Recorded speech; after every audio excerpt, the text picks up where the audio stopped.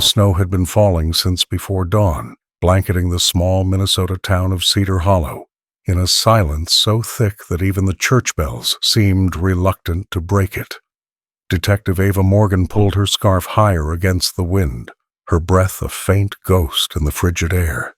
Beside her, Atlas, the German shepherd who had been her partner for nearly 5 years, trotted with steady precision, his breath puffing like steam, his nose low to the frozen ground.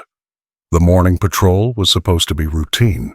It always was this time of year, checking the back streets, walking the perimeter of the old St. Bartholomew's Church that sat half sunk into a hill at the town's edge. The place had long been abandoned, its congregation scattered, its windows boarded, its steeple tilting like a tired sentinel watching over the dead fields beyond. Ava had walked this route hundreds of times before, but that morning, December 14th, something felt different. The cold had a pulse to it, a kind of tension she couldn't name, as if the snow itself was holding its breath. Atlas stopped abruptly, ears pricking forward, body tightening like a coiled spring. "What is it, boy?" Ava whispered, but before the words had even formed a vapor, Atlas lunged forward, dragging her several feet through the snow. He barked once, sharp and urgent, then again, the sound reverberating off the stone walls of the church like an alarm. Ava's heart quickened. Atlas didn't bark without reason. The dog was trained for precision, explosives, human scent, decomposition. Whatever he'd found, it was something real. She followed him around the church's rear wall, where the graveyard ended and the hill rose steeply behind it. The snow there was uneven, disturbed. Atlas was clawing at a patch of frozen earth near the base of an old sycamore, whining, biting at the ice as though desperate to reach something buried just beneath the surface. Ava knelt beside him, brushing aside the snow with her gloved hands. At first, she thought it was trash, a scrap of fabric caught under a root, but then she saw it clearly, a child's scarf, soft wool and faded blue and gray stripes, the initials LB stitched in one corner with red thread. Her breath hitched. Lucas Brooks. She hadn't heard that name spoken aloud in years. 6 winters ago, Lucas and his twin brother Liam had vanished from their backyard just 3 streets away, hours before midnight mass. Their mother had left the porch light on for 6 years straight. The case had broken the town's heart, and Ava's faith in the world. She picked up the scarf with trembling hands. It was stiff from ice but unmistakably real, and as she turned it over, the faint smell of soap still lingered. Clean, domestic, heartbreakingly familiar. "Oh my God," she murmured. Atlas barked again, louder this time, circling the tree, nose working frantically. Then he froze, staring at a patch of ivy-covered stone that formed part of the church's foundation. The vines clung like veins over a faint outline, a square barely visible beneath the frost. Ava leaned closer. The edge of it was wood, rough-hewn and weathered. She brushed harder, revealing what looked like the corner of a hatch or an old cellar door. The hinges were rusted but not ancient. Someone had maintained them. Her pulse thundered in her ears. The old church had been surveyed years ago after the disappearance. The report said there was no basement.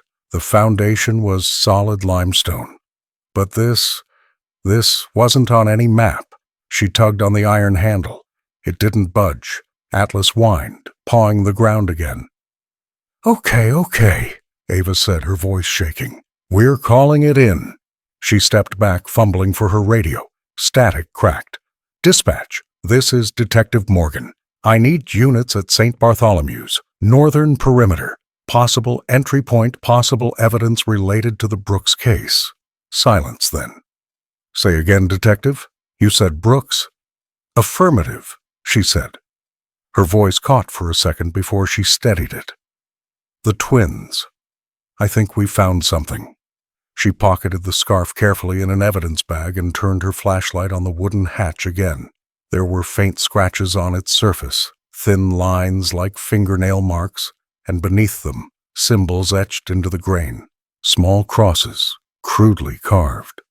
Ava felt the chill crawl up her neck. Someone had been down there, recently. The faintest smell drifted upward. Smoke, maybe, or the ghost of cooked food. She backed away instinctively. Within minutes, sirens broke the silence. Red and blue lights bled through the snow like distant fire. Sheriff Cole Whitman arrived first, heavy coat dusted with frost, his expression shifting from irritation to disbelief as Ava showed him the scarf. "You're sure?" he asked quietly. "Positive," she said. "The initials match. And the hatch. It's not on any of the structural diagrams." Cole ran a gloved hand along the wooden seam, exhaling a curse under his breath. 6 years, Ava. You really think? "I don't think," she said softly, "but Atlas does." The dog stood sentinel, gaze locked on the hatch, tail rigid, emitting a low growl that vibrated through the frozen air. Cole gestured to the firefighters, who moved in with crowbars and floodlights.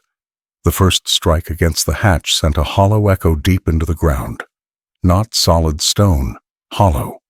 The second strike loosened the wood enough for the hinges to shriek open. A wave of air hit them, warm, stale, and unmistakably human, the scent of life and decay. The floodlights revealed a narrow stone staircase spiraling downward into darkness. Ava's stomach turned. She pulled her flashlight from her belt, shone it into the void. The beam landed on the edge of a metal cot. Beside it, a child's shoe. Then a wall, plastered with drawings done in crayon. 2 stick-figure boys, smiling, holding hands beneath a crooked sun. Beneath it, written in uneven letters, "The flood is coming. Stay below." Ava's knees felt weak. Cole's voice was low. "Jesus." She swallowed hard. "Get the evidence team, and an ambulance, just in case." As the others moved to secure the scene, Ava crouched beside Atlas, pressing her forehead to his. "Good boy," she whispered, her voice trembling between gratitude and dread. He had done what no one else could, found the heartbeat beneath the silence. The church bells finally tolled then, distant and hollow, their echo rolling through the snow. And somewhere deep below St. Bartholomew's, the past began to stir. By the time the first crime scene technicians arrived, dawn had turned into a pale, washed-out gray that made the snow look more like ash than purity. The hatch beneath St. Bartholomew's yawned open like a wound in the earth, exhaling stale air that reeked of smoke, sweat, and something long sealed away from sunlight. Detective Ava Morgan stood at the edge, watching floodlights flicker against the stone steps spiraling downward. Atlas stayed close, his ears forward, his breath steady but alert. The first officer down had radioed back only 2 words. "You'll want to see." So Ava descended, her gloved hand grazing the damp wall as she followed the scent of dust and old prayers.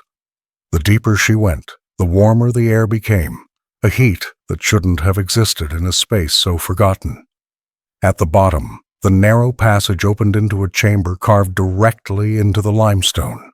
Someone had turned this place into a world of its own. The beam of Ava's flashlight revealed bookshelves stacked neatly against the wall. Not random junk, but organized shelves of children's readers, Bibles, and handmade notebooks labeled with dates. A crude wooden table stood in the center, 2 small chairs beside it, their seats worn smooth by years of use. On the far wall hung a wooden plaque, painted by hand.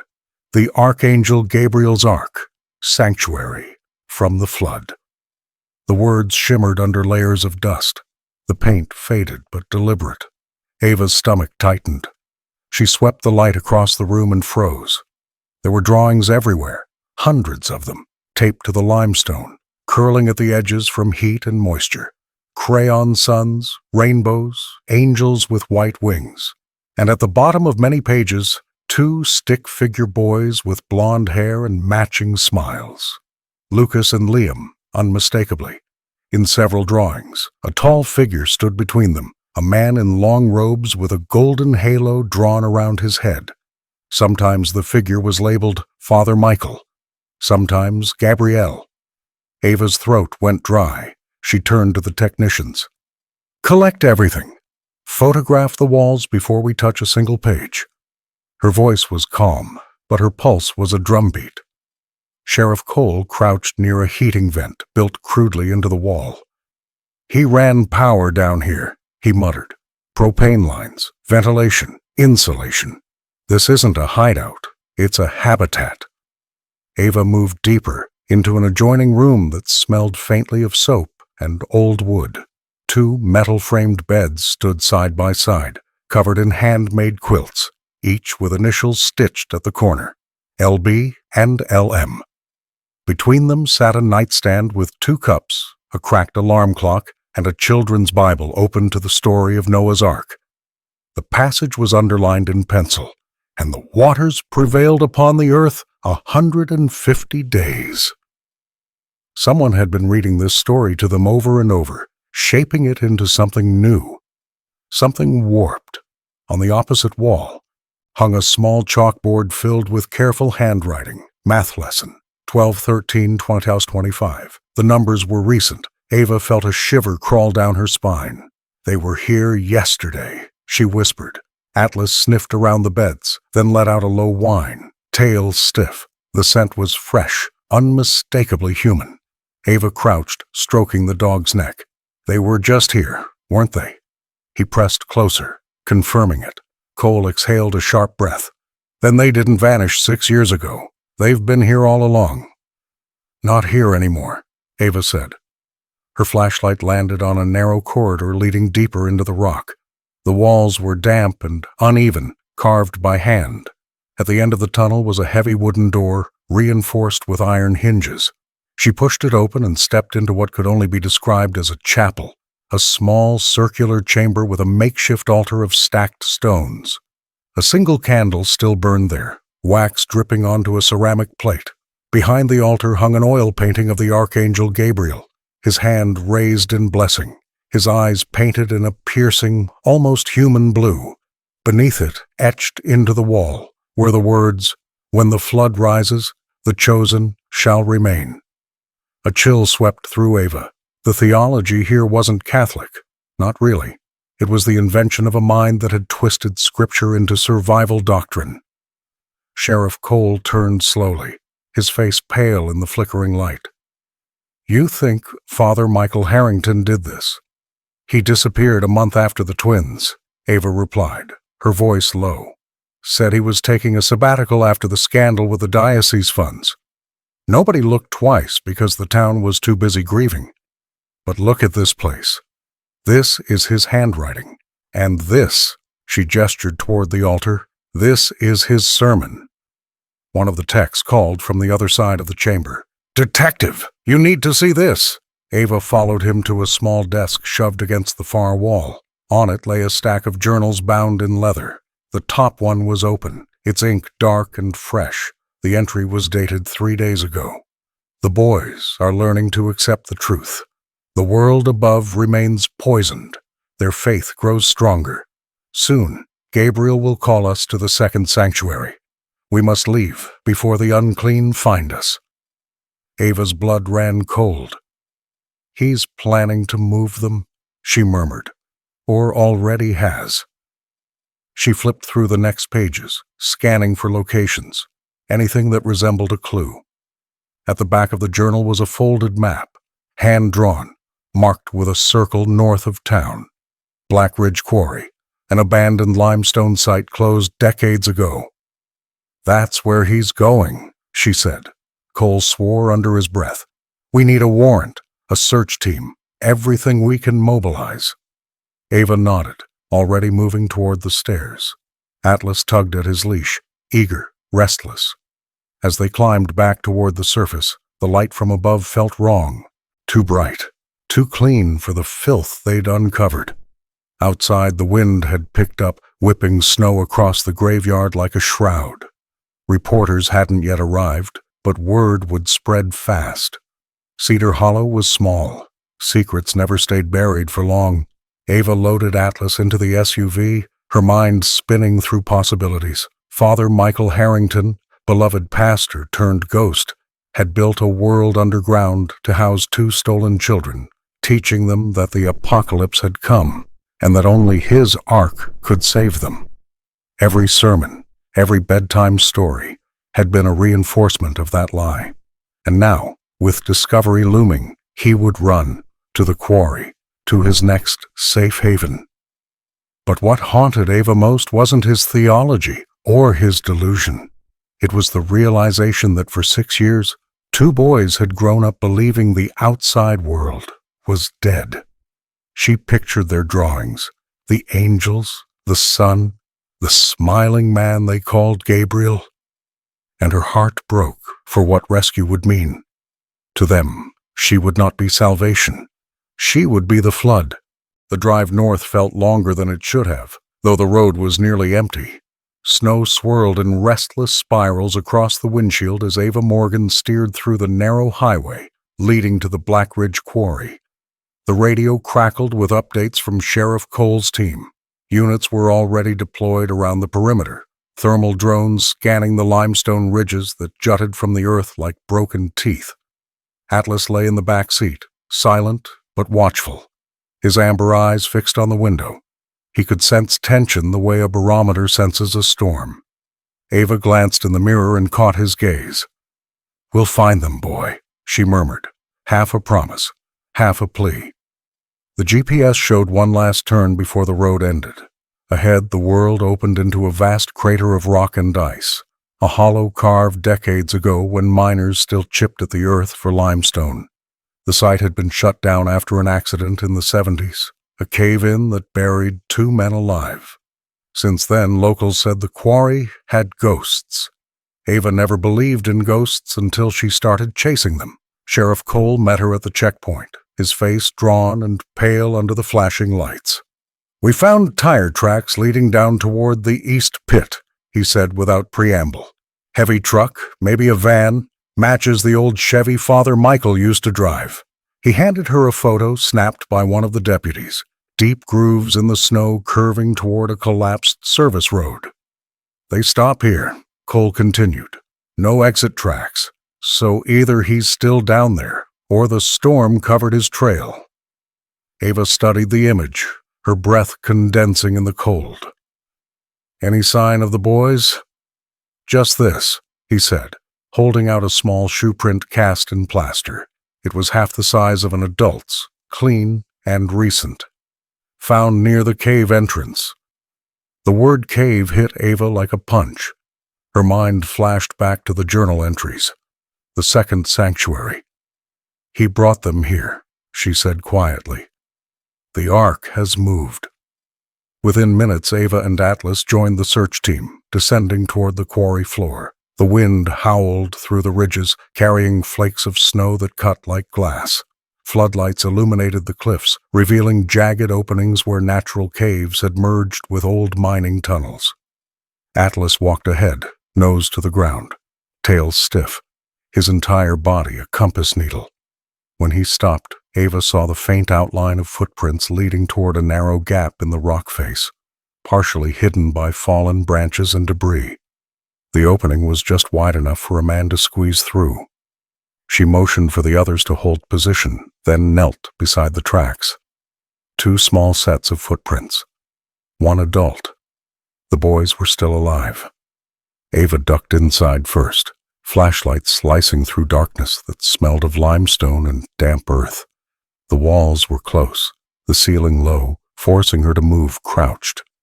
Behind her, Atlas padded silently, his nails clicking, softly against stone. After 20 yards, the tunnel widened into a chamber. The beam of her light caught on supplies stacked neatly against the wall. Bottled water, canned food, blankets, a camping stove.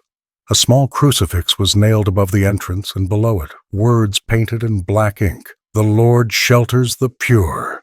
Ava exhaled shakily. He planned this. Cole's voice came faintly from behind. "We're moving in teams of 2. Radio every 60 seconds. As they pressed deeper, the tunnels began to twist, branching like veins. Each passage seemed to breathe with a faint draft, suggesting multiple exits or vents. Ava marked their path with chalk, counting steps.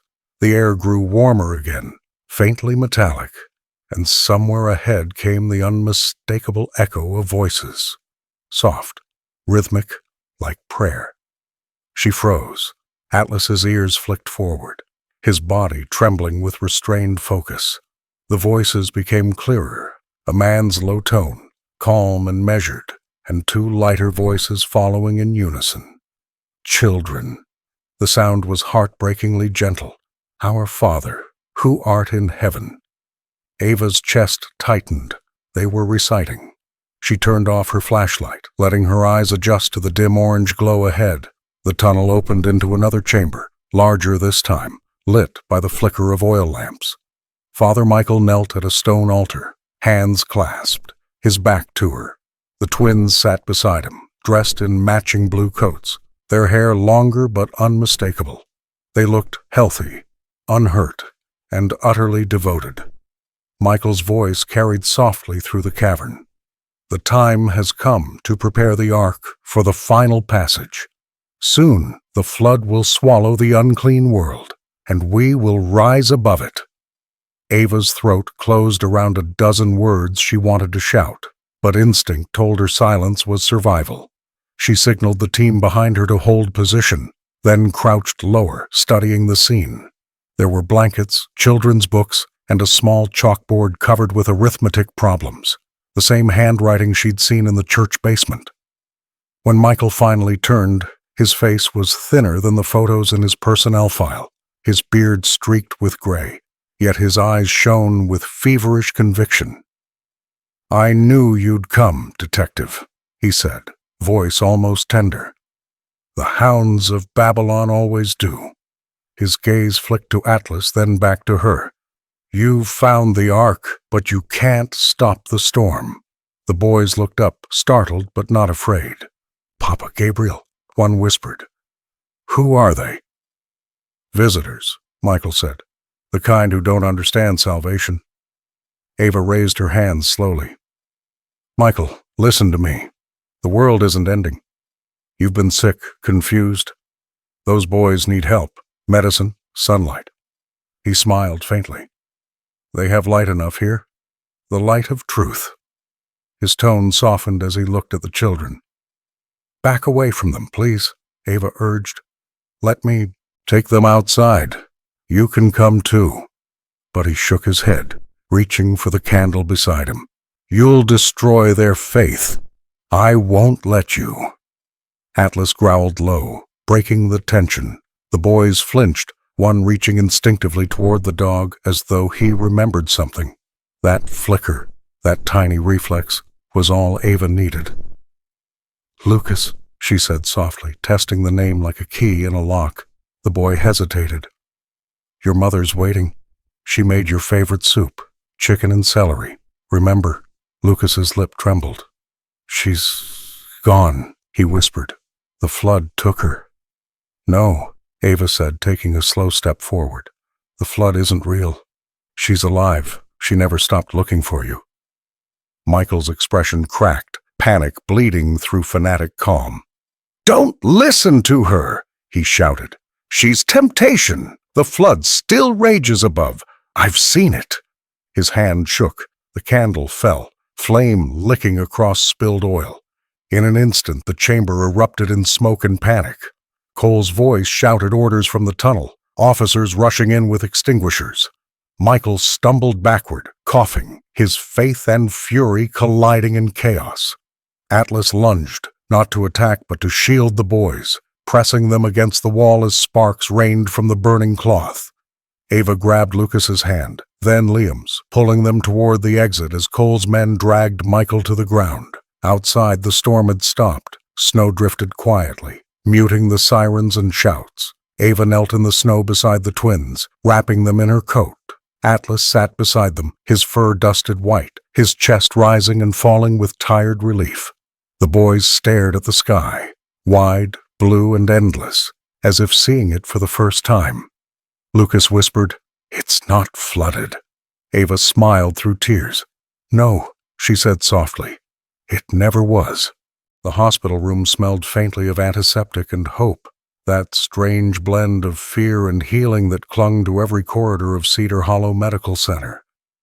Outside, the December snow was beginning to melt, dripping from the eaves in slow, rhythmic beats that sounded almost like a clock. Detective Ava Morgan stood by the window, arms crossed, watching the reflection of the two boys sleeping in the bed behind her. Lucas and Liam Brooks, alive, breathing, real. Their faces were thinner than she remembered from the old photographs, but there was color now, the soft flush of life that hadn't been there when they were pulled from the cave 3 nights ago. Atlas lay curled at the foot of the bed, his fur rising and falling with each steady breath, a silent guardian, keeping watch even in rest. Ava had barely slept since the rescue, the fire, the smoke, the screams. They looped in her mind like a film she couldn't turn off. Father Michael Harrington had died en route to the hospital, his body too frail to survive the collapse and the shock. His final words, whispered to the paramedic before he lost consciousness, were a prayer. "Forgive them, Lord. They only sought the light." Ava wasn't sure if the prayer was meant for himself or for the boys. Either way, it lingered. Sheriff Cole entered quietly, carrying 2 paper cups of coffee that steamed in the sterile air. "You look like you could use this," he said, setting one on the windowsill beside her. "That obvious?" she asked, managing a tired smile. He nodded toward the bed. "Any change?" "They're sleeping deeper now," she said. "The doctors say it's normal. Their bodies are adjusting to light, food, and temperature again. 6 years underground changes everything." Cole exhaled, shaking his head slowly. 6 years. It still doesn't feel real. The town's in shock. Folks are already talking about turning that church into a memorial. Ava turned back to the window. "Don't," she said quietly. "It's not a shrine. It's a wound." For a long moment, neither of them spoke. The hum of the machines filled the silence, steady and fragile. Finally, Cole cleared his throat. "Their mother's here," he said. Ava's heart clenched. "Beth?" "Yeah. She just got cleared by the doctor to come in. Thought you might want to be here when she sees them." Ava nodded, her throat tight. The door opened, and Beth Brooks stepped in like someone crossing a dream she didn't trust. Time had carved deep lines into her face, but her eyes, those bright green eyes that had once stared into news cameras begging for her sons, still carried the same fierce light. She stopped short at the sight of them. For a heartbeat, the room froze. Then a sound escaped her, small and trembling, halfway between a sob and a laugh. She moved forward on shaking legs, her hands covering her mouth. "Lucas! Liam!" Her voice cracked on their names. Ava felt her chest ache as the boys stirred at the sound. Lucas blinked first, disoriented, his hand reaching out automatically. "Mama?" The word came out small, unsure, like a memory rediscovered. Beth fell to her knees beside the bed, gathering both of them into her arms, whispering their names over and over through tears that wouldn't stop. Liam clung to her as if afraid she'd vanish if he let go. Ava turned away, giving them the fragile privacy of reunion, blinking hard against her own tears. An hour later, the hospital corridor outside the room was lined with reporters, their muffled questions blocked by deputies and closed doors. Ava sat on a bench across from Cole, cradling her coffee, which had gone cold. "She said they still call him Papa Gabriel," Ava murmured. "Even now." "Trauma runs deep," Cole replied. "They'll need time, counseling, structure, patience. You did your job, Ava. You brought them home." She shook her head slowly. "Bringing them back isn't the same as bringing them home. Home isn't a place. It's something they'll have to learn all over again."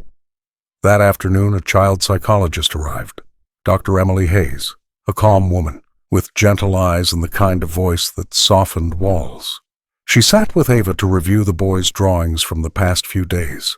Most were what you'd expect: stick figures, houses, trees, but some carried darker undertones. One drawing showed a cave with sunlight at its mouth, and two boys standing between the darkness and the light. Above them was a figure of a man with wings, holding back a wave labeled the Flood. Another drawing showed Atlas beside the twins, standing in the snow. Between his paws, they'd drawn the word home. Ava stared at it for a long time, her eyes stinging. "They remember him," she whispered. Dr. Hayes smiled faintly. "They remember safety, and that's a start."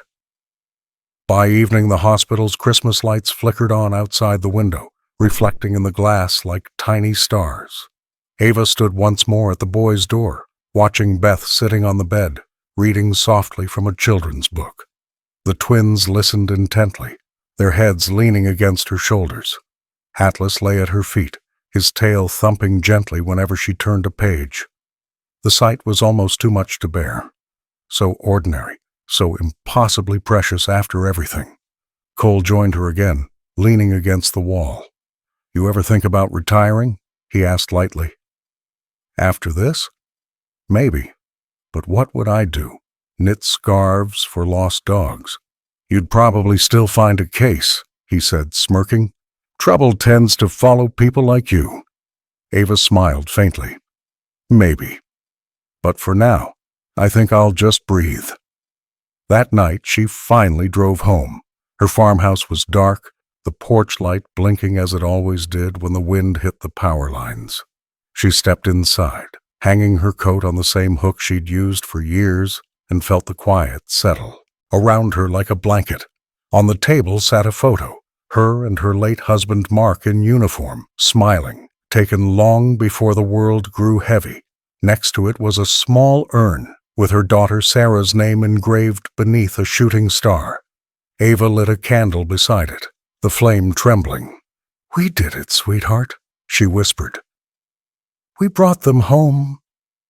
Atlas circled twice before lying down by the hearth, his head resting on his paws. The fire crackled softly, throwing warm light against the walls. For the first time in a long while, Ava let herself cry, not from grief, but from release. Morning brought a sky washed clean of storm clouds. Sunlight spilled across the snow, glittering like broken glass turned to diamonds. Ava returned to the hospital one last time before the case officially closed. When she entered the room, the twins were sitting by the window, their fingers tracing shapes in the condensation. They looked up as she approached, smiles shy but genuine. Lucas held out a folded paper. "For you," he said. It was a drawing, the four of them standing together, Ava, Beth, the twins, and Atlas. Above them, in big uneven letters, was written, "Thank you for finding us." Ava knelt, feeling the paper tremble in her hands. "You found yourselves," she said softly. "I just followed the footprints." As she left, Beth caught her hand. "You gave me back my world," she said through tears. Ava squeezed her palm gently. "Then take care of it. They'll need your strength more than ever." When she walked out into the cold morning air, the church bells of St. Bartholomew's rang in the distance, restored after years of silence, their sound carrying through the valley like a benediction.